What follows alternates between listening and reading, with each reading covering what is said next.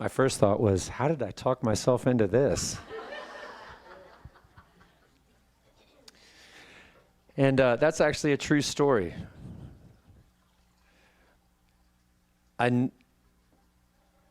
We all know our comfort zone, and then we all know the zone outside of our comfort zone. And we can see the circles outside of our comfort zone. And some things are close, and some are, whoa, that's far away. Like for me, jumping out of an airplane. That's out of my comfort zone. I think I'm going to wait on that one. I do have a plan on when I'm going to start doing that, but I'm going to keep that to myself right now. But doing this is a little bit outside of my comfort zone. This used to be my daily life, talking in front of people. I taught high school for 10 years, and so it became my thing. But I've been out of that for 10 years. So I don't remember how this came about, but I just kind of put out there, yeah, I'll give a talk. Not really sure what that meant, except, yeah, I'll do that. And then before I knew it, hey, you're on the calendar. It's like, oh boy.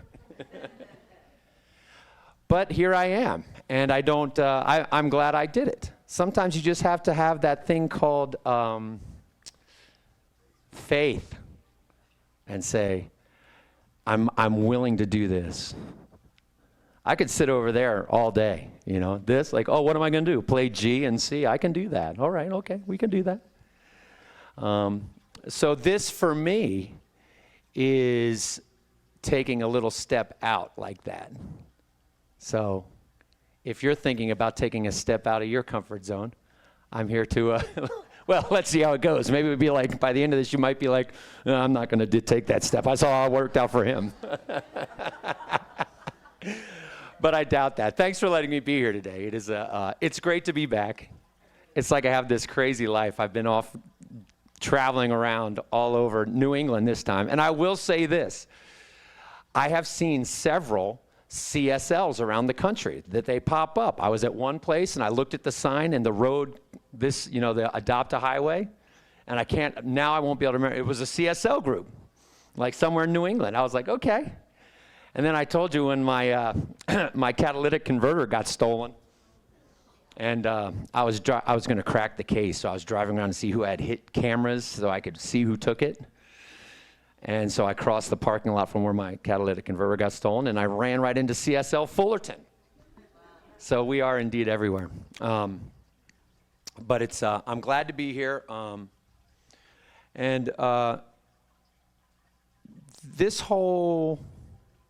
My tenure here has been good for me. What I've learned, the practices that have been presented to me, and I've definitely been a slow learner on the principles. When someone comes up here and says something, I've been a slow learner. And maybe you know that feeling of like, oh, when you have an opportunity to choose love and you didn't, and then you look and you're like, I should have choose love. Instead of saying, why are you in the passing lane? But I'm here to tell you, if that is you, keep with it. You do get better at this. You do get better with practice. Just today,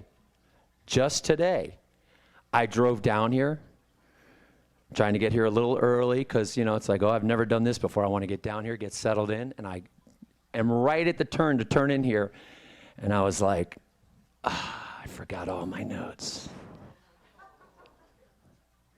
Now, the me of yesterday, last week, last month, last year, last decade, at that moment would have been like, this is a problem. We have a problem, and I am upset. But I'm happy to say, see, it just happened today. Instead of feeling that way, I said, all is well and unfolding as it should.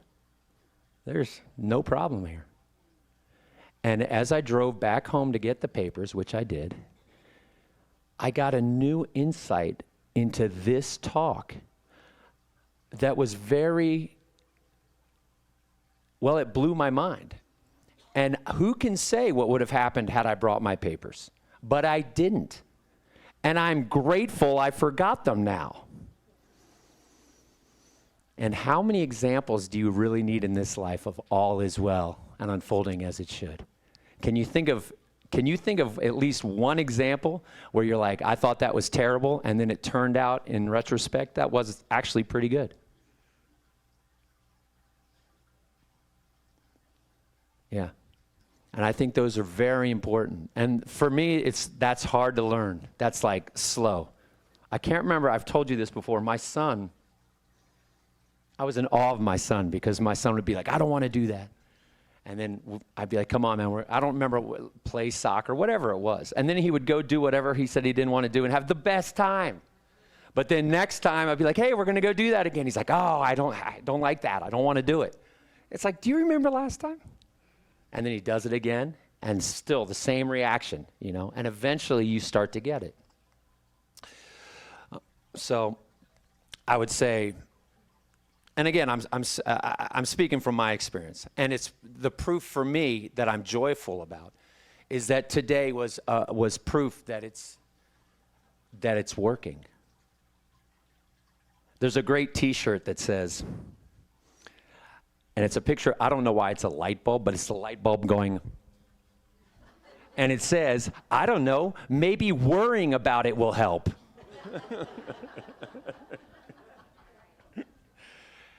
And definitely the me before today would have worried about not having these papers here, And so, will I worry again in the future? Yeah, probably. This practice is constant. I hope what happens here today is useful for somebody, or more than one, or 2, 3, 4, how many ever. And I will share this one story because I know that it's beyond your control once you put yourself in a spot, say, I'm going to put something out here to the universe, and I hope it does something positive. So I saw a band called the Grateful Dead many times, but I saw them when I was a youngster, all of 16 years old. I went and saw them in Washington, D.C.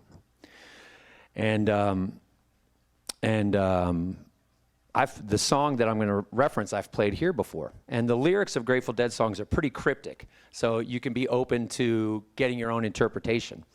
And so it was the last song of the show, and the lyrics said, listen to the river, sing sweet songs, but drop my soul. And I don't know what the guy who wrote those lyrics meant, but to me it hit me like a ton of bricks. And what it said to me was, your purpose is to not just sit and hang out and chillax, or whatever the kids say today, and just hang out by the river and be like, life's good. Yeah, me, I'm just relaxing. No, drop my soul off somewhere else where I'm needed. Drop me off where I can make a difference for people who are struggling, people who are hungry, whatever it was. And so I heard those words, and I realized that by my own, at the 16-year-old self, and maybe not too different, but in some ways the same, took that and said, I'm not where I want to be in that domain. The serving others, the going off into the hard places to do good things, I guess you'd say. So because of that, I stopped wearing Grateful Dead shirts because I saw that as something like you have to earn it by being that. So by my own criteria, I didn't wear a Grateful Dead shirt for a year and a half as I did this thing like drop my soul, and I'm going to serve others and all that. Come to find out years later, I had misheard the words. The words are, listen to the river, sing sweet songs to rock my soul. It's about hanging out by a river and having a lullaby. And it changed my life for years because I misheard the words. So I know no matter what I say up here today, there's a chance it could change someone's whole life and they didn't even hear what I said. So I'm not going to worry about it.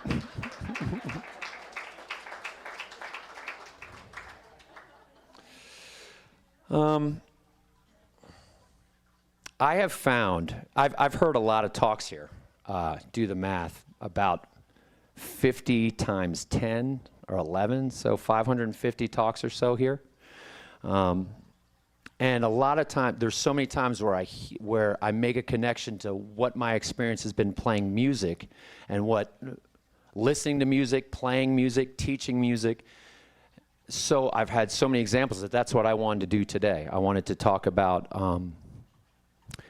CSL principle from kind of with a musical perspective on it and use examples from music and tie it to principle. And the one, let me also say this. The founder, that's how it's said to me, the founder of CSL is a gentleman named Ernest Holmes. And all I can say is he's great. I don't know if you've ever listened to his talks. They're on all the major digital platforms, Spotify, YouTube. But if you've never actually listened to his talks, I highly recommend it. He's great. And the one thing that has stood out to me from several of his talks is his idea of the mind of God. And I know that whatever word you want to use, universal spirit, whatever word you want to put in there, but it's that all-knowing, the thing that unifies us all in the spiritual realm. He referred to it many times as the mind of God. And so I found that's what kind of tied all my stuff together. So let me get started. I'm going to talk about the mind of God and tie it to my musical experience. So first, let's talk about, real quick, what he meant by the mind of God as well as I can understand it. And I think it's one of many things that brought us all here, was that what this philosophy talks about is not that the mind of God is this thing way over there and you're over here and you say, please, oh great one, do something to help this situation, whatever it is. I'm asking you because you got all the power, so you do it. I really appreciate it. I'm not worthy. You're the best. Talk to you later. And Ernest Holmes, but Ernest Holmes read the Bible, and as I think someone said it really well, I don't know who to credit this, when someone asked about CSL, and I think it was a Christian, I think it was probably a Christian who was asked, well, what about Jesus? And the response was, we don't believe in Jesus. We believe Jesus. When he said, the kingdom of heaven is within me. And this was Ernest Holmes really brought, and I got to think at the time that this was, radical may not be the right word, but it's the one that comes to my mind. To say, I and the Father are one. We believe the words. When he says something, and I'm a little sketchy on my quote, so I might be paraphrasing. When Jesus said, you will do all I've done and even more.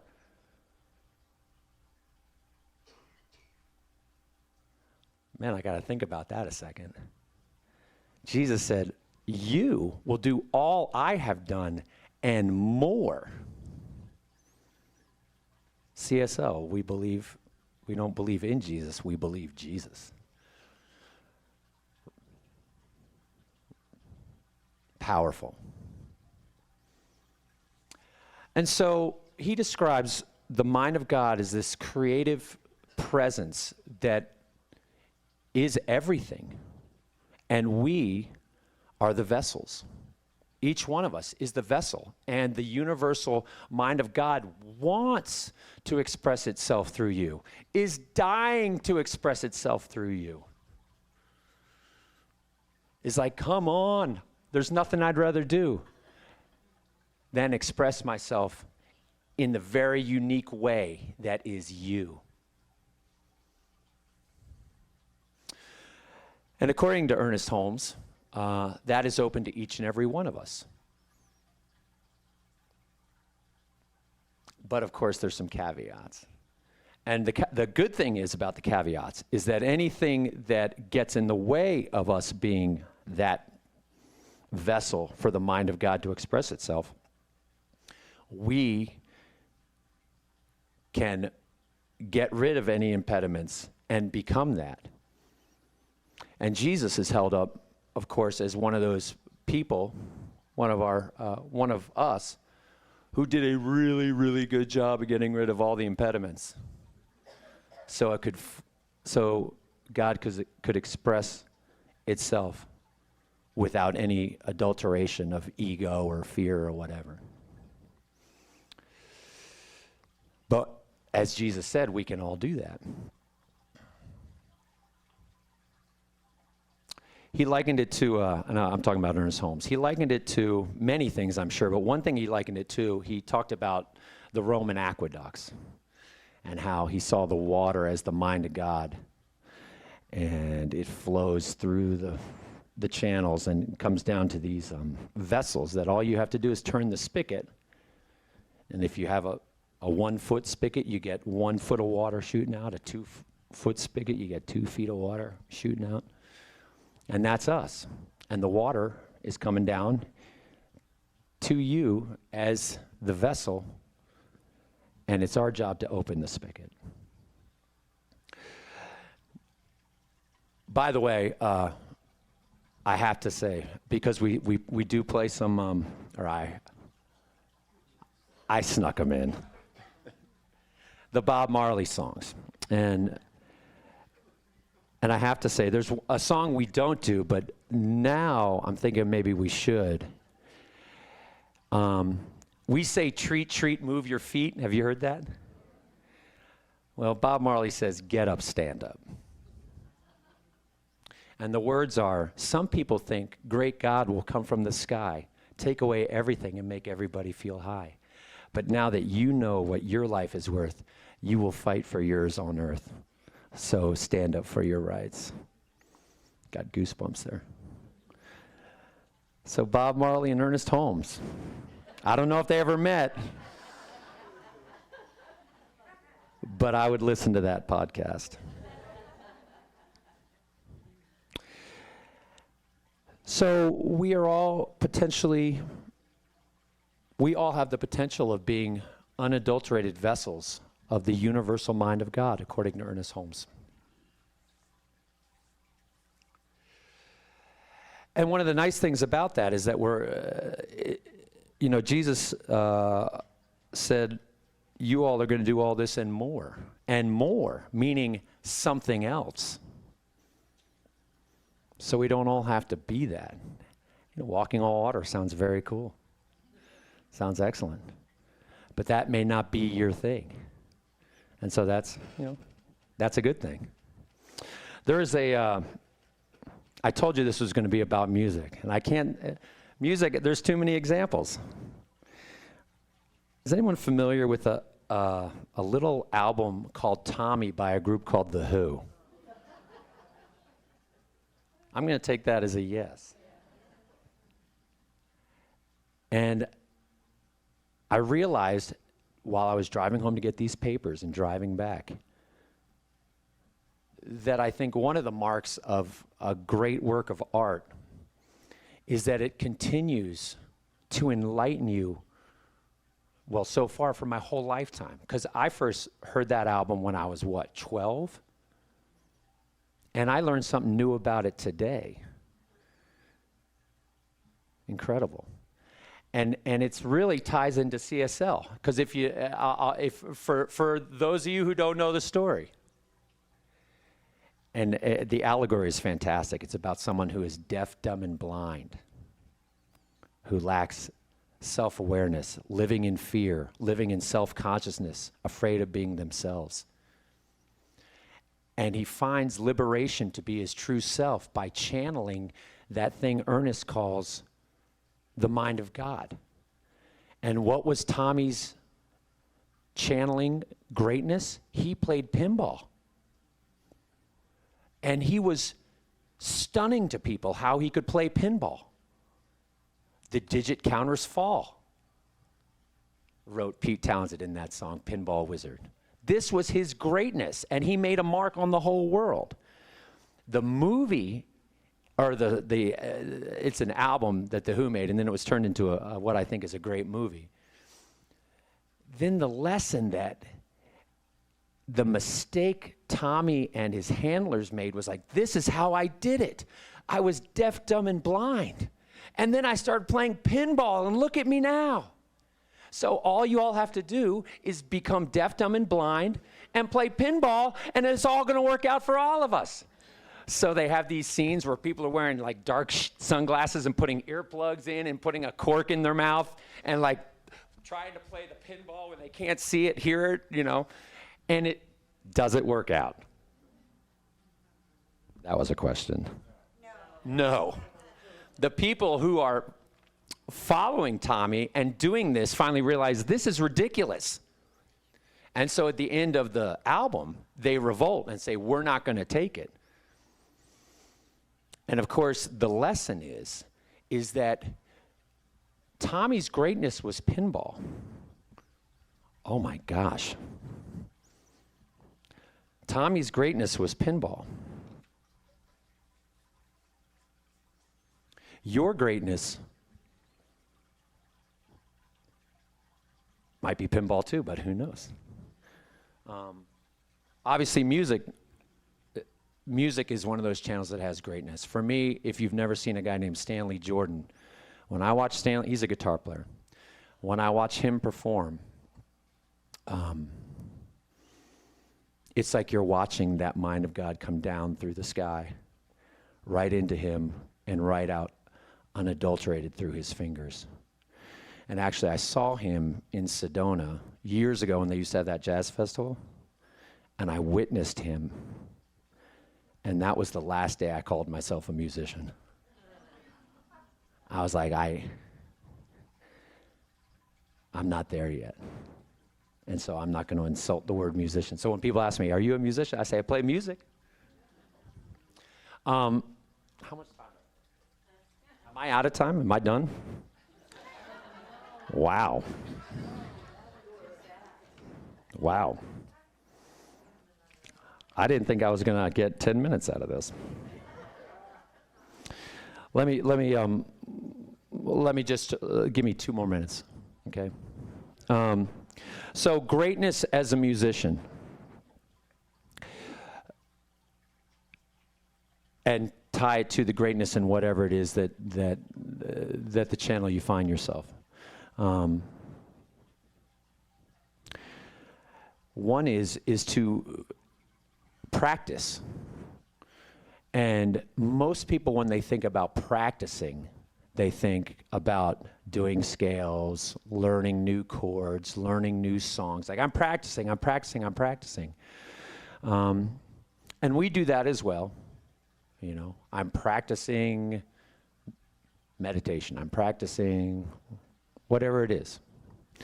But what I found is the other thing to practice, and I tell this to my students, practice finding the one and only musical voice on this planet that is yours. And the way you do that is that you don't play the instrument. You bring it out of your voice. And man, it's so awkward. Yeah, just like, have you ever seen a baby giraffe try to stand up and walk when they're born? It's so cute.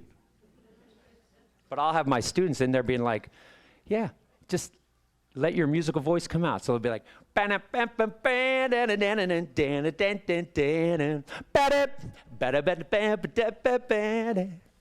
like, that's it. No one does that but you. And that is the mind of God learning how to deepen that connection with you and just turning that spigot just a little bit more.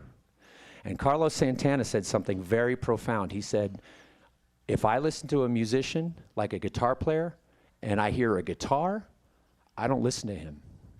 He says, I want to hear a voice. If I hear a voice, I listen to them. If I hear a guitar player and it sounds like a guitar, I don't listen to them. Hey, guess what? I'm done. And I'm happy to say I'm happy to say that I want to come back and do this again.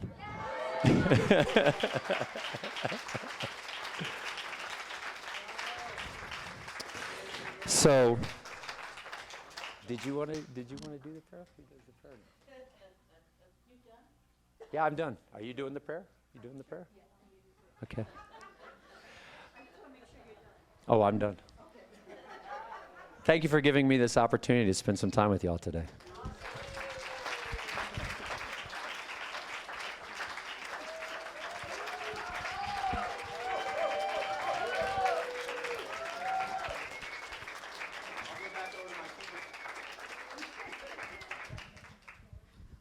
How do you follow that? Oh, well, I think that we need to take some of that into prayer. There's no doubt about that in my mind. Jackson, thank you so much. Okay, if we can breathe in deeply and just kind of exhale and allow those words to just kind of resonate in our minds.